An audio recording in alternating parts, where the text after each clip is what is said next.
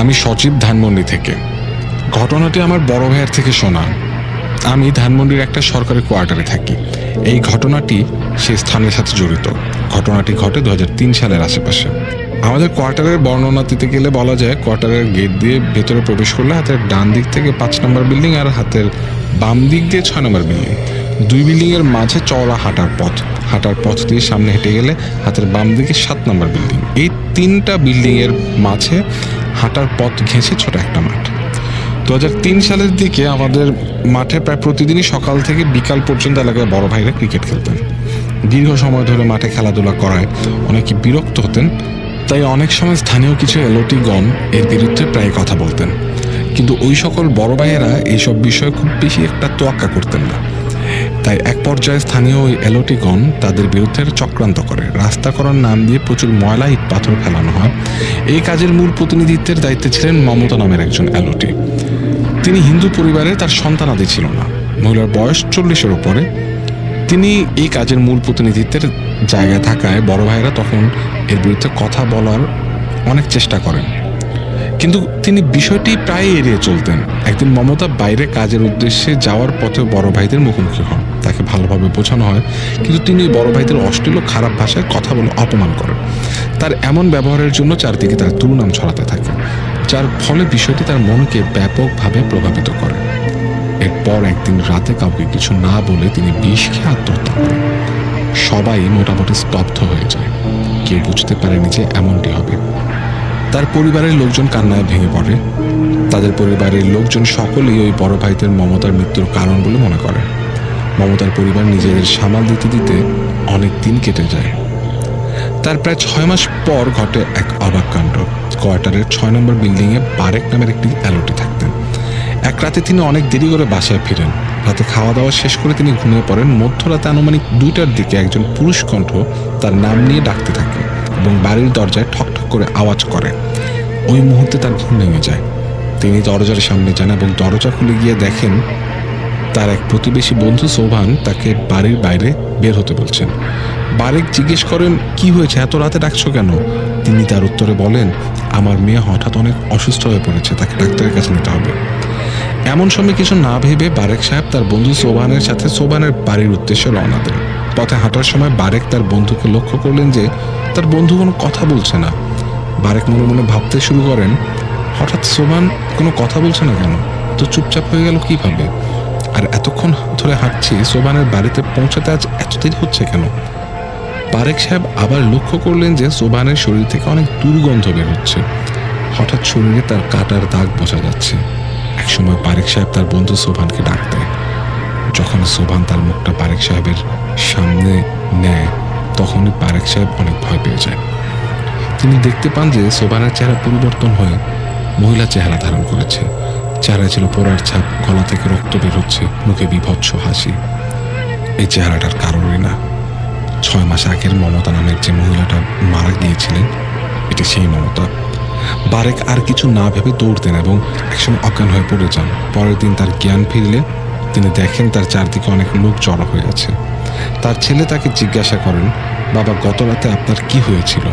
আপনাকে সারা রাত খুঁজেছিলাম, কিন্তু আপনি তো রাস্তায় অজ্ঞান হয়ে পড়েছিলেন। এরপর বারেক সাহেব সবাইকে সবকিছু খুলে বলেন।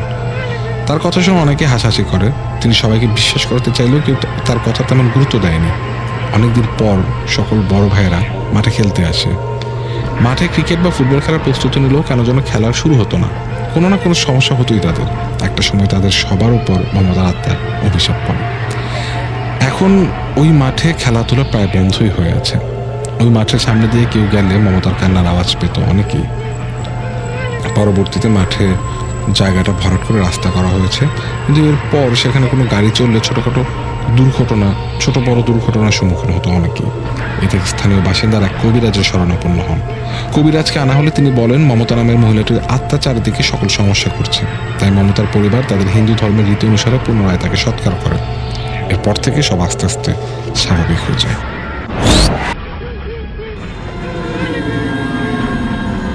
এবারের ঘটনাটি লিখেছেন যিনি, তিনি তার নাম বা ঠিকানা প্রকাশ করতে চান না। সরাসরি ঘটনায় চলে যাচ্ছি। সালটা 2007। আমাদের এলাকাটা মফস্বল বলা ভালো। তখন শীতকাল চলছিল। সারাদিন প্রচণ্ড শীত। সহজ কথায় বলতে গেলে সারাদিন গায়ে চাদর নিয়ে ঘুরতে হতো।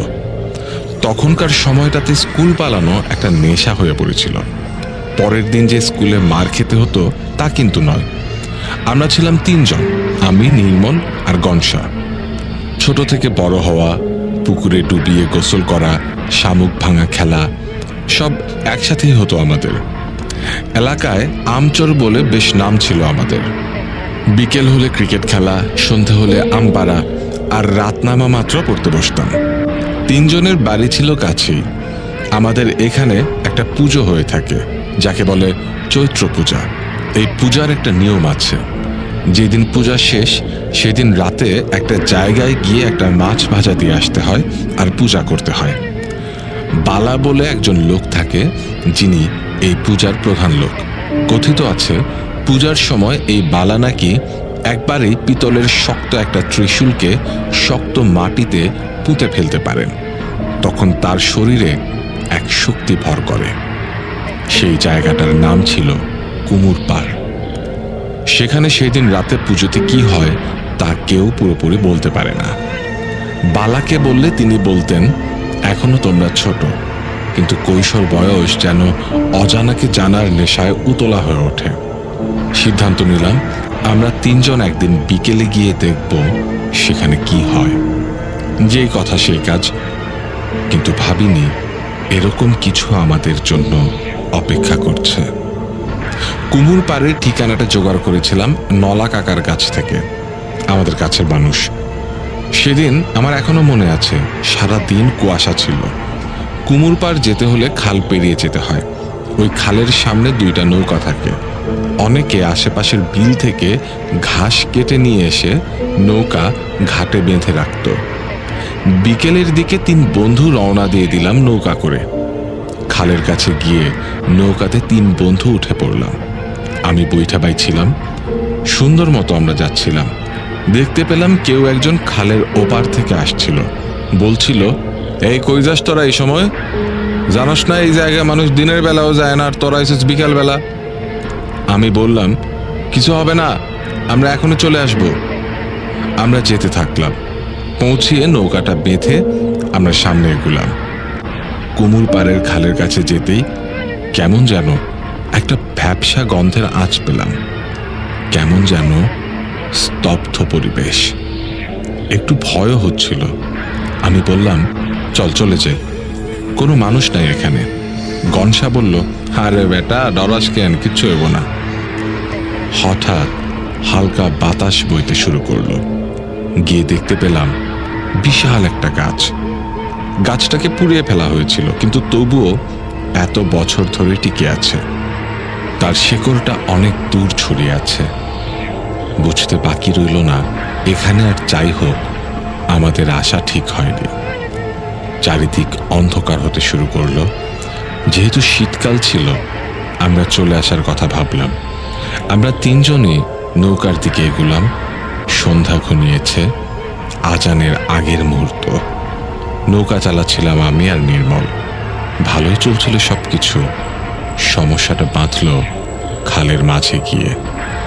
নৌকা কিছুর সাথে যেন আটকে গেল।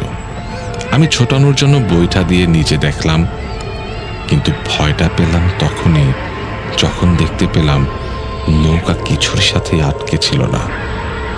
তাহলে নৌকা চলছিল না কেন? পরিস্থিতি কি হচ্ছে সেটা আন্দাজ করতে পেরে সমস্ত শক্তি দিয়ে নৌকা চালানো শুরু করলাম, কিন্তু নৌকা এগুচ্ছেই না। সবচেয়ে বড় ধাক্কাটা খেলাম তখন, যখন বুঝলাম নৌকা উল্টো দিকে যাচ্ছে। কোনো এক শক্তি যেন নৌকাটাকে পেছনের দিকে টেনে নিয়ে যাচ্ছিল। বারবার মনে হচ্ছিল এখান থেকে শুধু যেতে পারলেই হলো। আমি আর নির্মল বৈঠা দিয়ে টানছিলাম, কিন্তু নৌকা এগুচ্ছিল না। গনসা কান্না করে দিল। আমি বললাম, কান্না করিস না, কৃষ্ণের নাম নে। আমি নিজেও রাম নাম কৃষ্ণ নাম নিতে থাকলাম। একবারের জন্য ভেবেছিলাম আজ বুঝি আর বাড়ি ফেরা হবে না। হঠাৎ আজান শুরু হলো। কিভাবে যেন নৌকা সামনে এগোতে শুরু করলো। মনে হচ্ছিল জীবনটা বুঝি ফিরে পেলাম। আজান যতক্ষণ হচ্ছিল তার মধ্যেই আমরা ঘাট পাড়ে পৌঁছে গেলাম। দৌড়াতে লাগলাম। রাস্তায় সেই লোকটার সাথে দেখা হলো। আমরা সব খুলে বলি। তিনি বলেন যে কথিত আছে কেউ একজন এই কুমোর পাড়ে হিজল গাছের সাথে ফাঁসি দিয়েছিল, আর তাকে সেই গাছ সহ পুড়িয়ে ফেলা হয়েছিল। আমরা ছোট ছিলাম, তাই এই কুমোর পাড় যাওয়ার ইচ্ছে জেগেছিল। যদি বুঝতে পারতাম তাহলে হয়তো যাওয়ার নামটাও নিতাম না। এরপর অনেক বছর কেটে গেছে, আর কোনোদিন আমরা ওই খালের দিকে যাইনি।